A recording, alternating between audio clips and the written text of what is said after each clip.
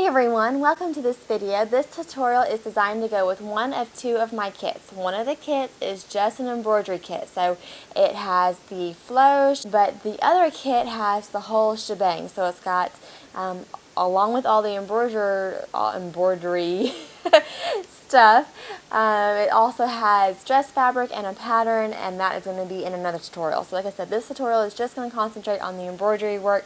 First, you're going to want to iron whatever fabric you're going to use, whether that's the one in the kit if you've bought the entire thing, or if you're doing just this embroidered motif onto something else. Of course, iron your fabric. And if you're using the Silky Sullivan that's included, you're going to want to cut it out from around the edges. This is my first time using this stuff, and I gotta say I am really impressed with it. I think this is going to be definitely like a card in my hand from now on. I don't think it's good for every single application, but particularly this is going to go onto corduroy, and I think it was just a great solution because you can't see behind it to trace it, and it just makes, like, I don't know, I just like it a lot. Now, I would say to leave at least ½ an inch around those edges. That way it has some good adherence, and when you're embroidering the stuff around the edge of it, it might come up a little bit, but you just mush it back down and it's no big deal.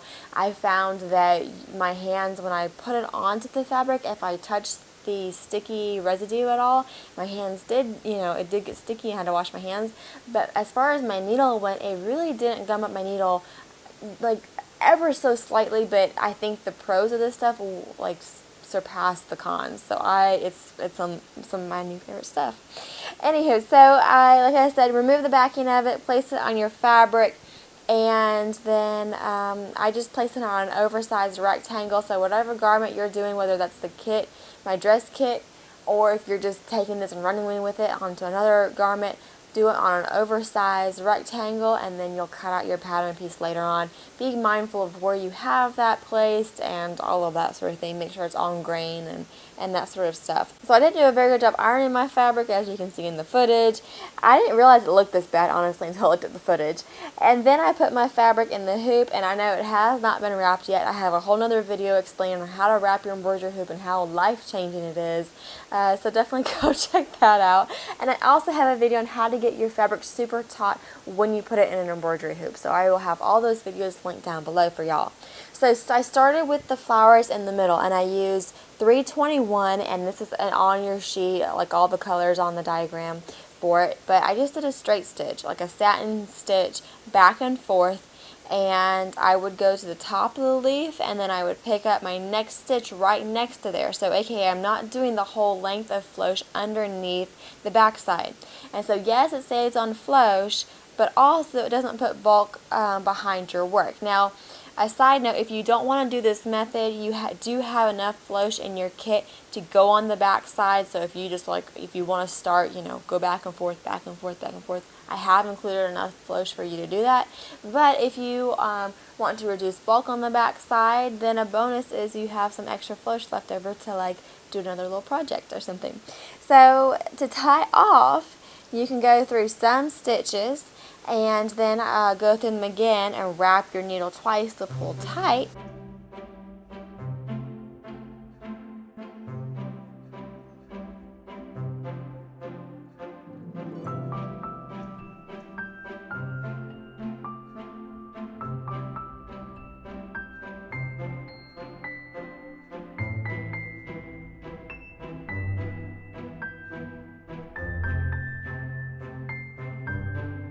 Or you can just kind of create a loop and go through that loop, and you kind of just hold your hand up next to the fabric so your knot ends up right on the other side of that fabric. Like there's no gap in between where the knot is that you're creating and the fabric, if that makes sense. There's two different methods on how to do this. The one where you hold it and pull the knot tight so it's right next to your fabric might be a little bit tricky, so you might want to try the one where you just go through the stitches, create a loop, and go through them twice and pull tight. Try each one and see which one you like, because it is so to you. And then you just continue along with your embroidery work. So you're going to be doing that back and forth satin stitch until you fill in all of your little petals, all your little I guess they're petals, they're not really leaves at this point. They're just nice, pretty fall colors, aren't they? The colors on this kit, I can't explain to you how vibrant. They're just a lovely jewel tone colors for fall. So I hope you guys enjoy them.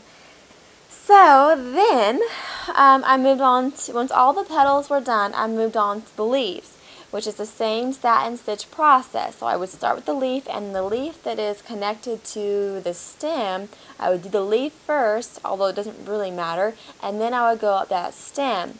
And whenever I got to these curves, I forget if it's called the stem or the outline. They're kind of one and the same, the reverse of each other. But I just put my thread above that curve. And so I would put it above the curve, take the next stitch, above the curve, take the next stitch. And I would just keep going in this manner until that stem was all filled out. And then to do that swoop below the flower, it's the same sort of method of, taking a stitch, putting your thread to the side where the curve is. So like the curve is going to be concave up, and you're going to put your thread on the below side, if that makes sense, right?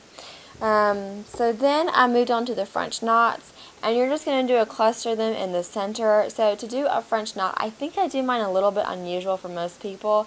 This is how I taught myself a French knot, like, I don't know, 15 years ago or something. And I probably should learn the other way, but this is just what I've done for so long. So I put my thread, how do I do it? I have my needle and I put my thread around, and that creates a loop. I go through that loop twice, and then I send my needle back down into the fabric and I pull tight. And then I put my needle all the way, all the way down, like I keep it going.